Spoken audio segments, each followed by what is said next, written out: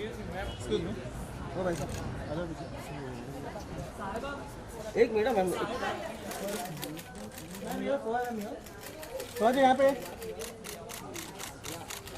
Ma'am यहाँ। One more here, ma'am. यार मला मोबाईल पण काढायचा होता. Hope audience, you're all very, very excited. You can hear us well. And yeah, we will get started. Alright, so in terms of the first question, I'm going to come to you. So I think you've had a wonderful journey in the industry. I think it's been almost 10 years, 2004 debut from my research. So it's been a long journey. You also kind of forayed into OTT recently. So I would love to hear a little bit about your journey and as a woman, what are the challenges you faced and what are the kind of changes you observed over the years in terms of the kind of roles women get or the kind of opportunities you get now? Firstly, hi. It has been 20 years probably, yes. I think that cinema is a wonderful place and has a profound influence on society. Cinema tends to reflect what one sees. It can also push the agenda a little bit. I feel like we're not doing that enough. We're not really pushing the status quo. We're giving people more or less what they're comfortable watching. There are a few exceptions, and more recently I've worked with people like Amazon, I've worked with Abidancia as a production firm, and they very actively support women. They in fact make it a policy to employ 50% women behind the screens. And I think that when we were promoting the last series by Mishra, I said, why do we need to say that this is a women show? Because aren't we alienating half the audience as a result? Shouldn't we just say it's a good show? And they said, we're not there yet. We still need to fight. We need to speak. I understand I personally come from a position of incredible privilege. There was no distinction made between me and my brother when it came to education, when it came to the things that we dreamed about and that we wanted to aspire to become. But I understand that that's also a fraction of certainly women in India. So I feel that we've come a long way, of course. I, for example, am very grateful for the fact that as a woman in her 40s, I'm employed. Because perhaps a generation ago, they wouldn't know where to put me. You're usually the heroine or you're the hero's mother. And then when you turn 40, they're like, why don't you just do something else for 10, 15 years? And then you can play the hero's mother. But now, as you can see, and I owe that a lot to, again, perhaps OTT, I can see myself being represented on screen. So I feel that we've come a long way. Again, we're seeing cinematographers, we're seeing lyricists, we're seeing people who are not typically in costume and makeup, which has usually been the women's domain in the past. My sound engineer was a woman in my last project, which was a first for me. I understand also that this just, for a lot of people, it's inconvenient to work with women when it comes to shooting and outdoors, because a woman will then, you'll have to get another hotel room for her because she can't share with other boys. You'll have to get different bathroom facilities. You have to make sure that she gets home safely when you're shooting at night. But if we normalize these things and if we really work together to make this a policy, then it won't be so inconvenient. Well, it's not just the odd woman on set, but they're making up half that number at least. Then it won't be inconvenient and it will become normal. And I think one of the best things is that when you employ women in positions of power as heads of department, they will then work with women and employ more women. And I see that change slowly coming. But again, I feel like we're just scratching the surface and we have a very long way to go. There continues to be a lot of glamorization of women, a lot of women, especially when it comes to theatres, not really representing a more comprehensive perspective on what a woman does in terms of her screen time, whether it's ads, whether it's media, whether it's news. A lot of the women that you see in news are sort of rape victims. So we really need to change that perception. I think we're getting there, and I'm very, very positive about the future. And I think if we continue to meet like this and talk and even speak for women who don't have voices themselves, then we will get there. Right, and I so agree with you because I feel like, back in the day when we were sitting and thinking of putting this panel together, like one of my questions was, why do we do this only around Women's Day? Like, we should be celebrating women every day. And when you also look at it from a different perspective, you realize that maybe for women like us here, you are right, you come from a certain privilege, you got some opportunities and therefore we are where we are today, but for a lot of other women, it's a reminder, to like, that privilege, pursue your passions, and I think conversations like this act as such a reminder, and I think towards the end of this panel, as we reach out to more people through our social or through our friends social media, I think we've even able to influence one person or a certain number of people to think differently. I think that's going to be a big one for us. Thank you Soha. That was very insightful and interesting to learn for us being people who just watch you from a distance and on screens. Please, I'm going to come to you. I think you also had a very interesting journey. You started at the age of 13. You in the US and then you moved here and then you have your big moment of fame and now you've become this huge social media star as well. There's just so much happening. But I'm sure it would not have been a journey which is as smooth as it looks on Instagram. So we're just knocking a little bit from you on, how has the journey been for you and how has it influenced your creative music process and just you as a person? Yeah, I think a couple of different things. When I came in here to the industry, I didn't know anything. It happened at me because the internet chose me and I was given this massive opportunity to step outside of my bedroom and make music professionally. So because I didn't expect what was going to happen, I wasn't prepared and I wasn't given the devices to understand how the greater, male-led industry works in music. Because frankly, in terms of composition, lyrics, singing, all of your most powerful people in the room are always men. Record label heads, everybody in the room, engineers, PR, everyone in the mechanism is about 85, 90, if not more, % male. So I wasn't prepared to see so few women in positions of power, and I didn't know who I could make an ally out of. But I was very lucky that the way I was brought into the industry was by women. So it's my luck that I was introduced to the industry by Ria and Sonam. And then it's again my luck that the people that ended up representing me, my agency, was female-led and entirely staffed by women, which was Matrix at the time. And so that gave me an insulation from what I feel like if I had come, and had to figure out agents and everything else, the business side of things myself, I would have run into a lot more trouble. Because I think the wonderful thing is that women will always help women, and we are great protectors of each other. So what I would not have been offered as insight independently, I got to have just from the inside, being like, these are places to avoid, these are not the greatest people, they don't pay so well, this is a session that's a waste of time, put your efforts here, work with other women, meet other women that are composers and writers. So I think I was very lucky that my worldview in this industry was shaped by such powerful women, all at the top of their games individually. But yeah, it's an eye-opener when you come in here and you see people I've had to fight for song credits fights I've lost for songs I've written that have had to have, the male composer's name listed, and I said I wrote half the song. I've been met with, well, he's the senior composer, so he won't share the credit.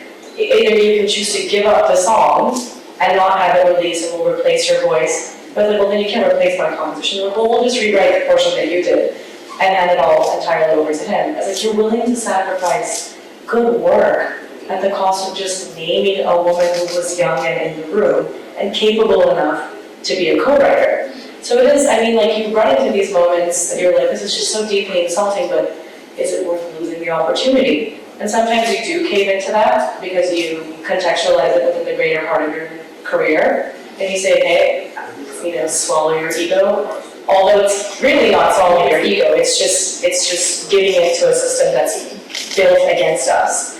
And then sometimes you draw a hard line and you make a lot of enemies, and I kid you not, every time I've drawn this line, 3 years later, everybody else catches up. Go, oh, that guy sucks to work with. I was like, really? But you wouldn't? So I was, great, thank you for ignoring what I said. And I'm glad you got to figure it out on your own several years later. But it is like that. I think, it's hard to be in a room full of men all the time. Most of our meetings, in a it's that typical like board meeting that's, a 12, 16 seater, and there's 2 women or just me in the room. And you can ground that, and you have her opinion, squashed a lot of times. You just have to, go for it, make some enemies, and talk the talk and walk the walk, and hope it all falls into place.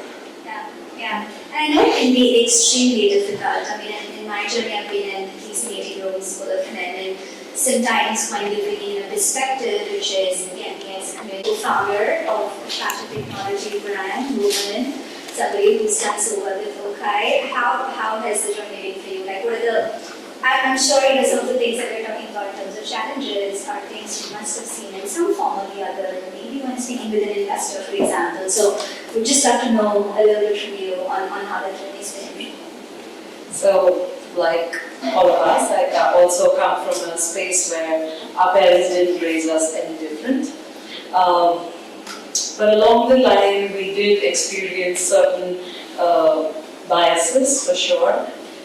I think while building Okai, which was the last 6 years, I was working in villages with rural women, and I started to notice that when you ensure that the woman in the house makes money, she goes and spends it on her son and the daughter equally. So before Okai, they were only sending their sons to tuitions, and after they started making their own money through embroidery, they started sending the daughters to tuitions as well.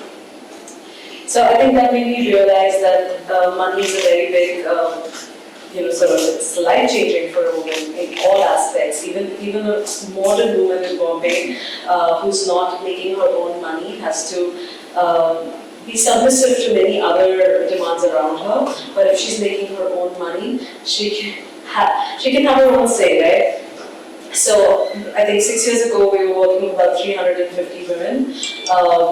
Last year we were working with 27,000 women across the country.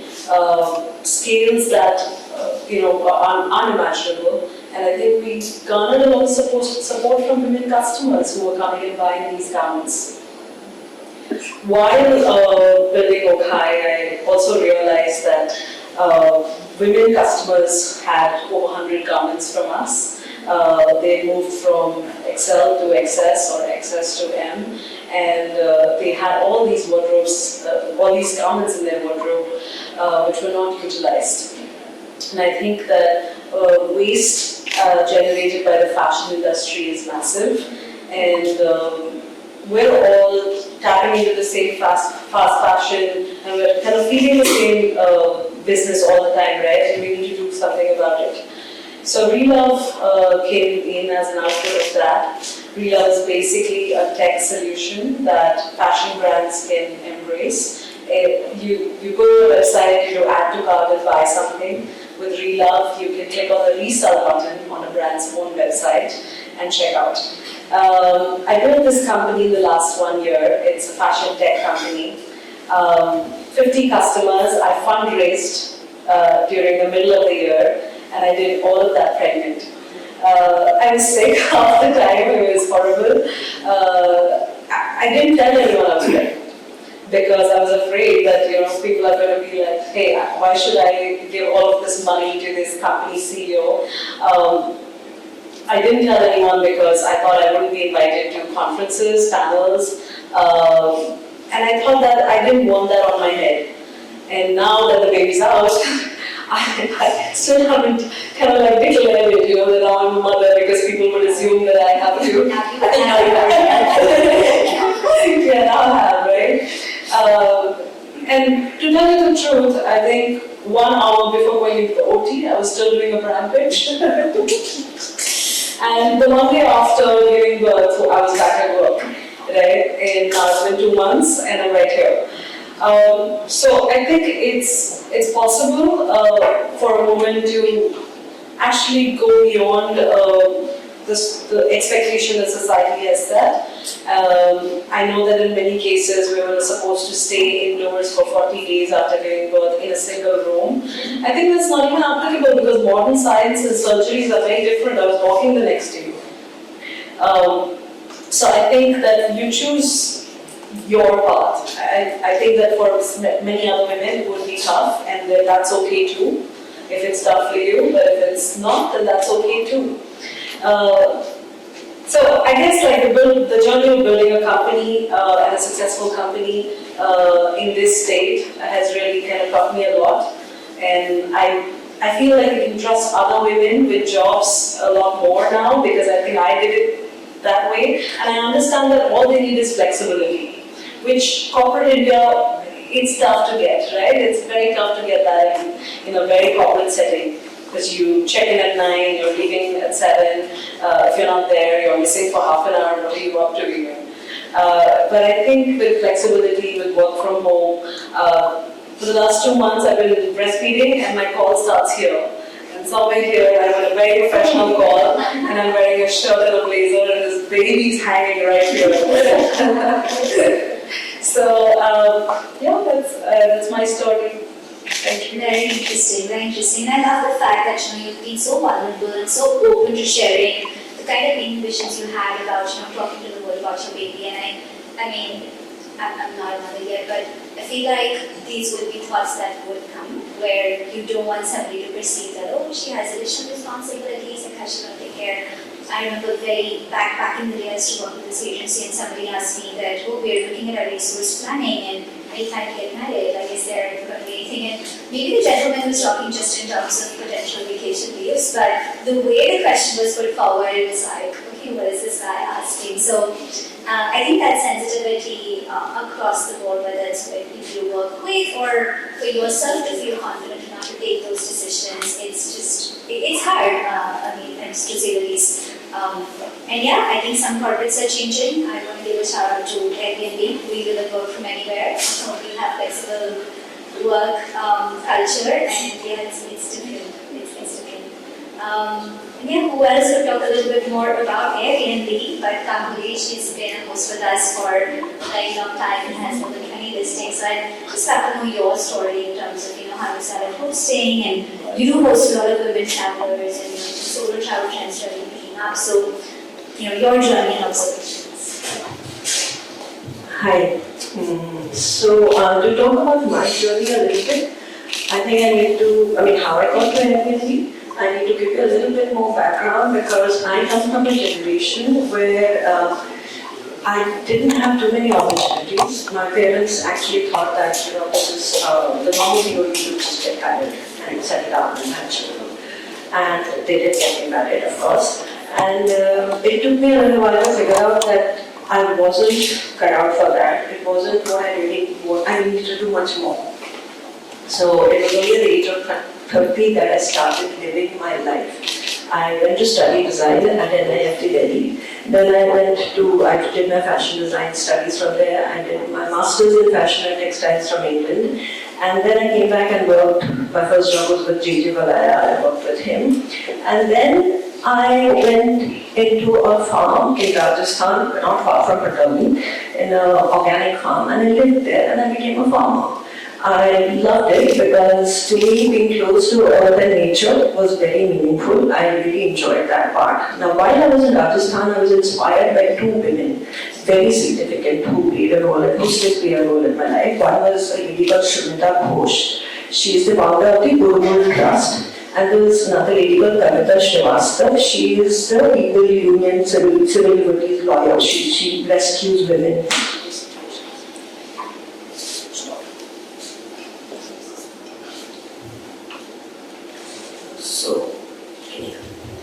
So it's because of these two ladies that I actually got into this whole thing about rehabilitating marginalized women in Rajasthan, and we got this group of women who came to stay with me on the farm, and the only thing I knew was clothing at that point and a bit of farming, of course. So we started living and working out there. We created a brand, an ethical clothing brand, living on the farm. And in 2008, in one of the shows in Paris, we were given the most ethical social brand of clothing from India award, which was a good recognition. But then I didn't know where to go from there because it was more about giving those women a life so that they could be on their own, to live their life on their own. And slowly, one by one, each one of them started getting into a lot of them wanted to get married, so they got married or they found a suitable job. And it was at that point that I wanted to move on to something beyond that, and I came to Pondicherry.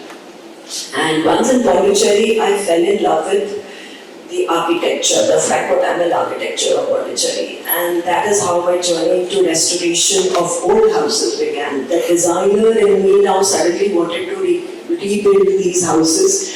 So I gave my 100% to that, and we started with the first building that we restored was in 2004, we started doing that. And then in 2015, it was time for me to do the second one, and that is when I started working with a woman contractor.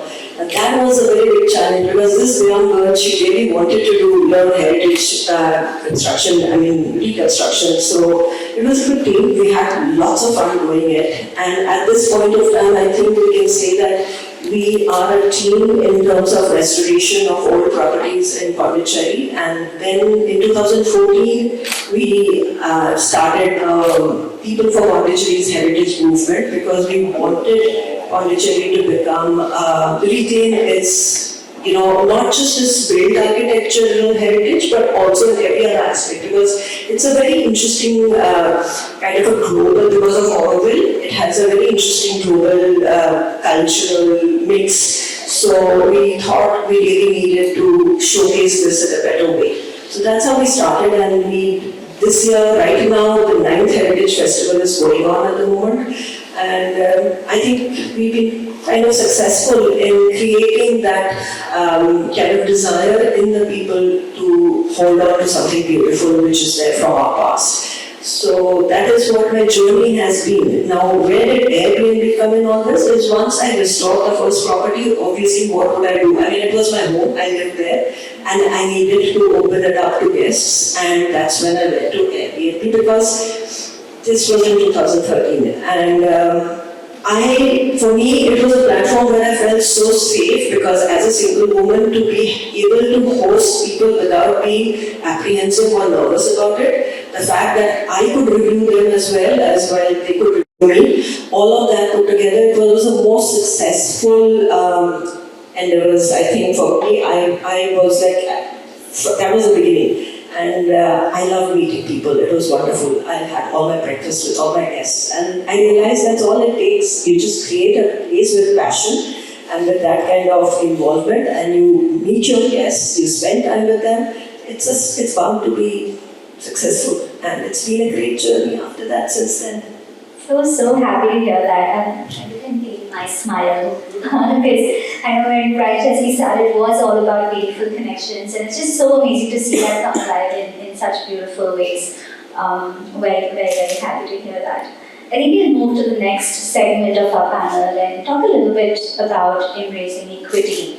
And Lisa, I want to start with you and understand a little from you in terms of potentially the kind of changes you would want to see in the music industry to really give women the opportunity to do far better. I know you spoke about some pieces in terms of all the biases, so would love to know a little bit more on that. Yeah, I think just a lot of it has to be a very dynamic mental shift in starting to see women as legitimate artists. It's a lot of the same difficulty that actresses have in the industry if they want to work as writers, if they want to work as directors, if they want to work as producers. It takes a long time, I think, for society to make that mental shift of legitimizing women in entertainment as beyond performers. So it's the same thing in the music industry. I think for so long women have been considered just singers. And there's so much more than that. Now, we can't just stand on a stage and sing at a microphone. You have to be full, well-rounded performers. You have to be dancers. You have to be songwriters. Legitimizing our own art with our own words, I think, it's now become the most important thing for all music artists, male or female. So it's really mostly just a mental thing. I think we have to start training our brain to, like, when a woman walks into a label office, we should see them as an artist and not a singer. And it's just very far away from happening right now. I think we see a beautiful voice and we see a marketable, packageable woman, and we say, okay, that's done. But God forbid she asks for, the utility facilities to write her own music. Can I get in a room with a couple of different producers and sit and make an album? Like, well, I don't know if that's for you yet. Why don't we put a couple of male songwriters? Like, well, how are they going to get my perspective of telling my story as a woman and translate that into words and make it into a song? So I think first step is just to mentally really just cleanse our minds of this idea that men are the end-all be-all artists, that women are now we're just so much further beyond being singers, and we're bona fide performers and artists. So that's the first step. And I think the second thing, which is, in women like me and a lot of my peers doing this as well, it'll take us to be the woman at the table who bring in other women to the table. So it's going to be a generational thing that happens, because I think mine is the first generation in which I'm starting to see label offices and production offices being staffed by more and more women, and in positions of power. So one is a mentality shift, and two is employing more women in these offices and on the back end, because for every single performer there's a team of 35 people behind them in the offices making it all happen. And the more staffed with women they are, especially for women artists, the better. Because then their perspective is given legitimacy, then they're getting resourced as well as the men. And we're so far away in the music industry from achieving any sort of pay parity. That's like a dream if we even get close to that. But I firmly believe it begins. It unfortunately almost always has to begin with women helping each other. And then inviting, the invitation's always there, but it will take some time, I think, before men see that as well. I'd really love to challenge them to a little faster would be great. That's so true. And do you see a difference in the way things have been in India versus your time in the US? Or do you think it's more like a situation globally pretty much at par? I think the West has just had a lot more time to develop its music industry. Ours is still a very nascent industry beyond playback, because we've been a playback-led industry, male and female, for so long, and the categories have always been separate. There's a composer, there's a songwriter, and there's a singer. So now we're looking at a really big shift into all three being just one person, which the West started doing about 40 years ago. They also started this way. So it just comes in waves, I think. So it will change. It's bound to change. It has to. But I think we're about a decade before we get to where they are. And yeah, I think that's what it'll take. Yeah. More power to women like you who started change. And I think that's a really good segue to my question to Katie. I think for you, from the opportunities for women, because if I were to look at your journey as an outsider and somebody who's really been inspired by it, I think there's a lot that you've also kind of faced. I'm sure comparisons, ups and downs, very interesting kind of moments in life which were spoken about and discussed in various forms, and it's not always been easy. So we'd just love to hear a little bit more from you on that. Okay, what's the question? Two questions. I'd love to know a little bit about your journey, and in terms of, how have you kind of dealt with some of the challenges, whether it's comparisons or ups and downs. And I think what really inspired you to therefore, is there a connection, and then what inspired you to work in the space for girls' education and more opportunities for women? So I'd say, when it comes to, firstly, the easy one, my decision to work in cinema. This is my third profession. I was a banker before this. I worked in an NGO. In fact, my very first job was with the UN Development Fund for Women in Delhi. I always thought of myself, I studied history and international relations. I wanted to give back. I understood that I came from a position of great privilege in a country like India. And I had ambition, and I wanted to live a good life. And I wanted to spend a lot of money on travel. That was also a huge incentive. But I just felt that when you're surrounded by glaring inequity, how can you not want to make other people's lives better if you can? And if it's really not difficult for you. I know so many people who give so much more of themselves.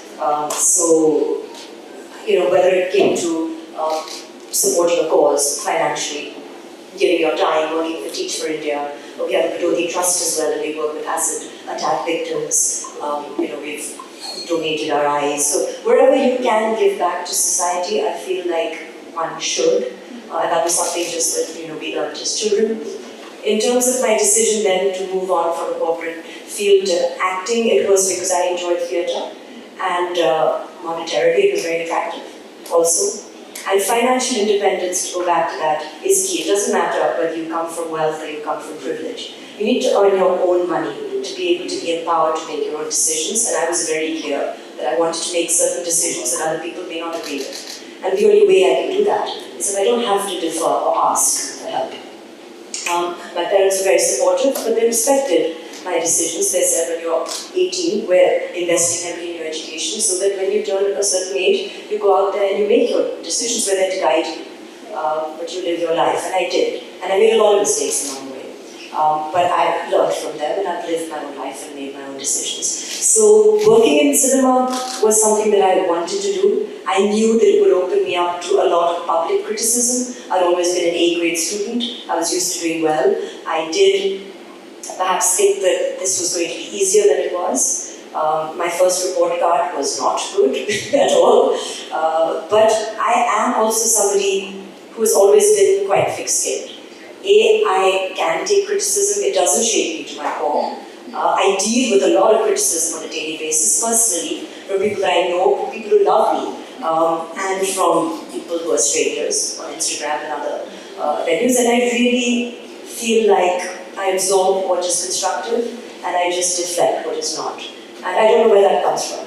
I think it comes from a third child perspective. I think it comes from a lot of security from, we tend to go back to my childhoods. I think I had a very secure childhood. I think I saw my father weather a lot of setbacks in his life, from losing his eye at the age of 21, and going on to obviously do very well in his career. A lot of people from the outside think it must be easy to come from privilege, but I saw him lose a lot. As well in his life, and he always took it in his stride. I think in terms of character, that was a huge inspiration for me. That things like money and celebrity come and go, but you have to be made of stronger stuff to weather all the different things. I nobody knew COVID was going to come, a lockdown was going to come. Of course, it has destroyed people in ways that it was just an inconvenience for us, perhaps. But how you fare in situations like that, I think those are the most important things. Being a student of history also, I really see how minute and minuscule we all are in the face of time. And that brings me back to travel. Again, only when you travel, only when you go outside of your comfort zone, even if you think that you're the biggest star in Mumbai, and you go somewhere and you stand in front of the Grand Canyon, and you just should feel tiny and insignificant in the face of nature. And when you allow yourself to feel that, insignificant and tiny, I think that gives you a huge amount of perspective on life, such that when you come back to your home in your city and whatever you're doing in life, that should change your attitude to things around you. So again, I don't know if I've answered your question, but I just feel like travel gives you perspective. And when you come back, if you can give of yourself and try and impact the world around you, like you said, even if it's one person who you change, I think when you become a parent, that one person becomes your child, and you really see the return on your investment, the time you spend. My child is now 5, and we have conversations every day where I can see other influences in her life and why I need to sort of, I don't want to use the word brainwash, but correct her a little bit, according to what I think is right. And those daily conversations are so important in terms of shaping and sending out an individual into the world. We can do a lot of damage as well as parents. So again, I don't know if I've answered your question, but next question. No, you have, and you have thoroughly answered my question at the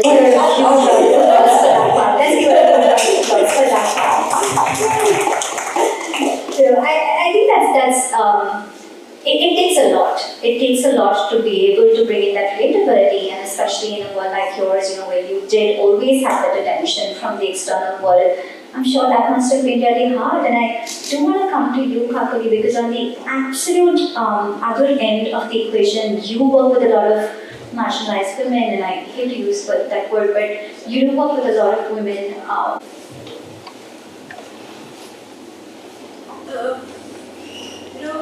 It's when I say marginalized women that I work with in Rajasthan, they were actually women who had a suit. And I was in England, so the proximity to Europe was again. I was friends with somebody called Tom Pravda, who would just travel, and as an Indian, instead of coming all the way back home, I would just stay with friends over spring break and over winter break and just come back for the summer. And once we went into Morocco, into the Sahara Desert, and 3 days and 3 nights we spent. We went on camels, 3 of us, Alice and Tom and me. We went on a bus and we went to the last possible place. It was a sort of sandy hut at the edge of the desert. And we stayed the night there with Muhammad, who was our guide. And they were seasoned travelers, Tom and Alice, so they had sleeping bags. I didn't have a sleeping bag. So I just slept on the floor, and there was no electricity. So when the candle went out, just before the candle went out, I looked at the walls, and it was like I thought the walls were moving. And then I realized they were covered in insects. And then the light went out, and I was like, oh no! And it was like a horror movie. And then plop, plop, they started to fall off the ceiling. Was I telling you my fun experience, right? I was covered in bites. But of course, because it was so dry, it festered many weeks later when I went back to Spain. Then we went into the desert on 3 camels. Riding a camel is not easy, especially if you have small legs like me, and my camel had a very big hump. So I literally got friction burns on my bum. It was not fun. The second day I spent walking through the Sahara Desert, which is also very difficult. We ran out of water on the 3rd day. It was an experience, but what was the most that I remember about it was the stars and lying there at night under these stars and just thinking this is just the experience of being without water. When we got to Marrakesh to have like the first soft drink that we had was like the best soft drink I've ever had, just because we've been deprived of things for so long. And testing your limits. And so I remember that. I remember hitchhiking to Paris, and again with Tom Proctor. I don't think I would have done this without a travel buddy who pushes you. I think Paris for me, a place that I've been to so many times in different stages of my life.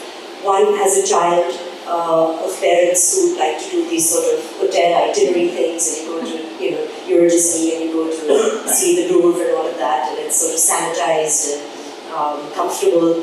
And then you go as a student where we went walking all over. We actually hitchhiked to Paris. We spent the night in a train station outside of Candid in sub-zero temperatures. Then we got to Paris and walked the city. And that was lovely. And in fact, I walked the Champs-Élysées blindfolded. Just to get, this was Tom's idea again, saying it's a trust-building exercise. And then he was blindfolded and I had to guide him. And I realized actually during that walk how I was slowly taking the reins from him and becoming in control of my journey. And then I went back as an actor to work on a film that never released. But it was great fun to shoot there. And we were shooting in front of the Eiffel Tower, and I was watching a lot of people looking at us as opposed to, like this wonder of the world, and thinking how strange that is. And then I went back with my now husband, and he proposed to me under the Eiffel Tower. So we have this long, I want to take my daughter there. And I think, when we were talking, I was looking at the briefing about what is the next trend. It's certainly like Ina and I went on a mother-daughter holiday just a couple of months ago. And that was incredibly memorable for me.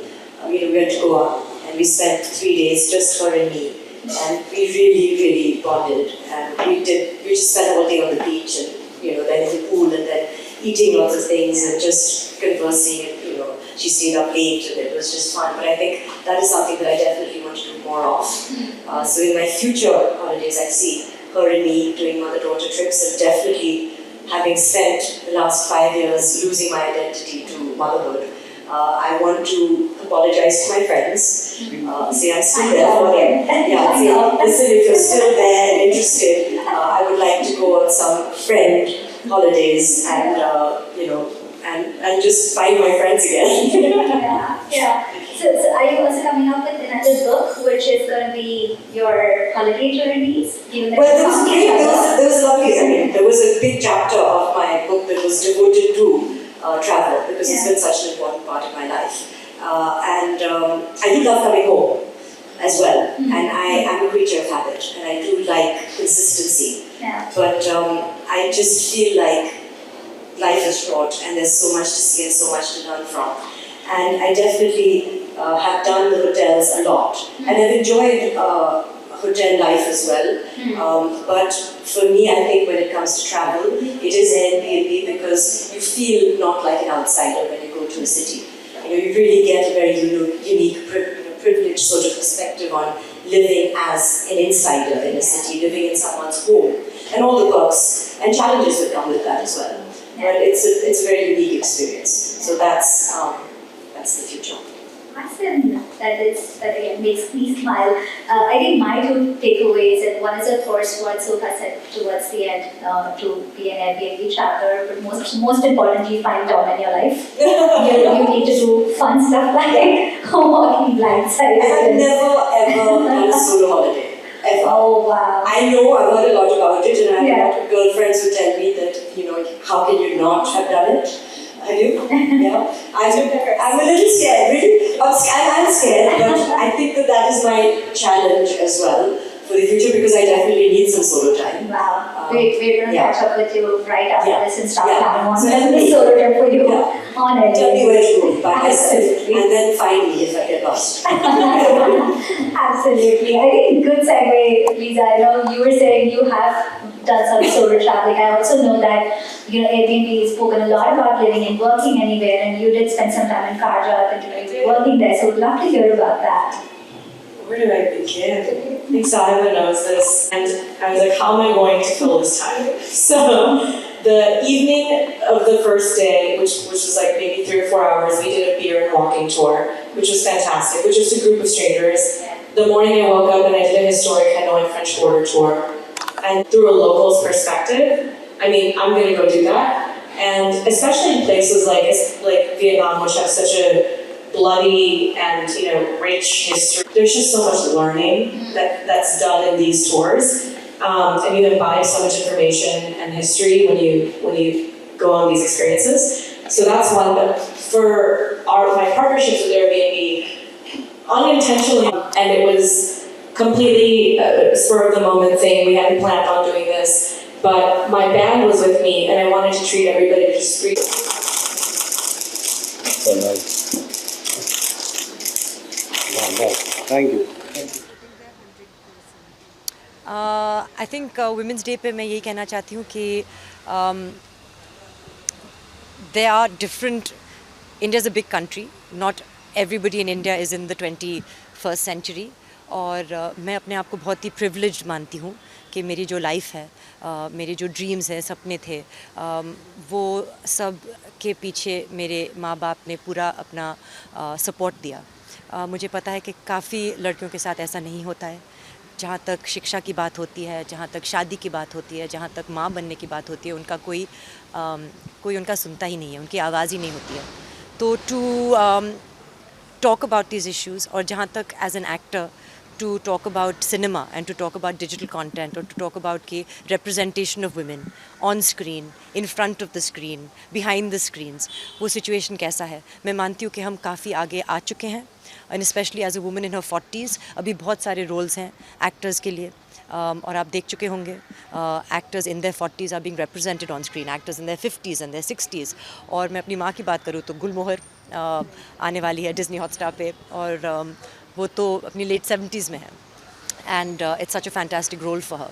So things are changing behind the scenes. पहले तो सिर्फ लड़कियों को आप cinema में costume department में hair dresser की तरह देखती थी, लेकिन अभी सिनेमाटोग्राफर्स, DOPs, साउंड डिपार्टमेंट में, एडिटिंग में, lyricists, singer-songwriters, there are lots of different roles for women. But as I said, we're just scratching the surface and we have a long way to go.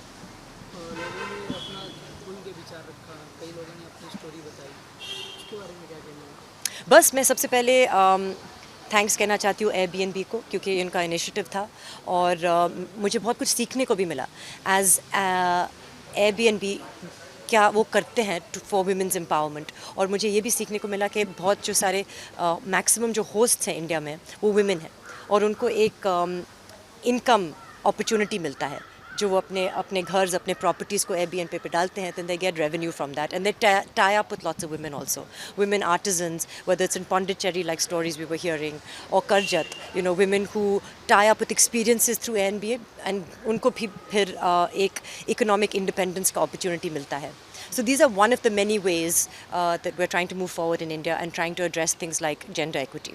Being a mother, what you would like to say to all the other mothers? Still we can see, this is the time where we can see the women are so busy, so that they are not able to spend that much of time, where the children need all such times. And we see always you taking an initiative, whether it's any festival, whether it's any vacation, we always see on you on the social media, spending time with your child. So what you would like to say? I am very lucky that I live a life that gives me time, that I have a career where I can choose the things that I want to do, that I chose to have a daughter, of course, later in life, but that I can now devote a lot of my time to her, towards her education, towards her upbringing.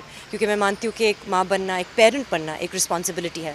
आप actually एक इंसान को, एक शख्स को shape करके आप society में भेज रहे हैं, तो वो किस किस्म का इंसान बनेगा वो आपके हाथों में भी है. Of course, there are other influences as well. So I think taking out time as a parent is important, but also to depend on other people, क्योंकि आप अकेले ये काम नहीं कर सकते हैं. और जितना आप अपने friends पे, अपने family पे, अपने mother-in-law, अपनी mother, nanny, caretakers पे depend करते हैं और delegate करते हैं, वो अच्छा ही होगा. क्योंकि बहुत सारी माँ होते हैं जो सब कुछ खुद करना चाहते हैं और वो बहुत मुश्किल होता है. And it's also probably not very healthy. One last question, a best moment with your mom which you spent it, and you remember that? It's hard to choose one moment with your mother, but recently, अभी हाल ही में ही हम दोनों ने साथ में गुलमोहर देखी, जो उनकी फिल्म है जो आ रही है जैसे मैंने कहा था, and to see her enjoying watching herself on screen after 12 years, and for me to be so proud of her because she's done really a remarkable job in that. Her performance is very solid, so I feel very proud of her, and you know, to see herself watching herself on screen and feeling happy about that was something very special. Are you going to give any surprises to all the viewers very soon, just like a new project, anything, something new? Well, there is a film that I've done after some time. I've done 2 shows in the recent past, but there's a movie which has been produced by Abadanshia, and it's called Chori 2 with Nusrat, who was in Chori 1, of course, and I'm playing the antagonist for the first time in a horror, which is something that I haven't done before. So I am looking forward to that, and hopefully it'll release in cinemas in this year. It's fun. Gulmohar movie देखा, कल screening था उसका. हाँ जी, आपने देखी? रोए आप? रोए आप? मैं बहुत रोई. मूवी गया था, देखा, बहुत ही प्यारी मूवी थी. और मैं जानना चाहूँगा आपकी भी कुछ वेब सीरीज वगैरह देखने को मिलेगी? अभी तो मैंने उसका रिस्पॉन्स दिया, आप सुन नहीं रहे हो. हाँ, छोरी 2 एक फिल्म आ रही है. अभी कैसे आएगी, कहाँ पे आएगी, वो प्रोड्यूसर्स डिसाइड करेंगे, लेकिन एक बहुत ही बेहतरीन फिल्म है. पार्ट 2 है, छोरी 1, नाउ दिस इज़ छोरी 2, और इसमें भी एक बहुत ही वुमेन्स एम्पावरमेंट और एक मैसेज तो है, but beyond the message it's just, I think for the first time I have been part of an actual genuine classic horror film, जहाँ पे hopefully we hope to scare you as well as maybe teach you something also, but definitely to scare you. Lastly, Women Day wish to all the women. A very happy Women's Day to everyone out there, man and woman. I think that we're all in this together. And my message is to men that don't feel threatened by women, you know, that we can also try and fight for our dreams without bringing men down. You know, we're working together in this initiative, and I know that, as I said, I come from a place of huge privilege, but I would like to speak for a lot of women who don't have a voice, and to say that we definitely need to work towards gender equity, whether it comes to education, especially for young girls, whether it comes to hygiene and sanitary conditions, whether it comes to gender parity in the workplace, and equal employment, things like that. We have a long way to go. Thank you.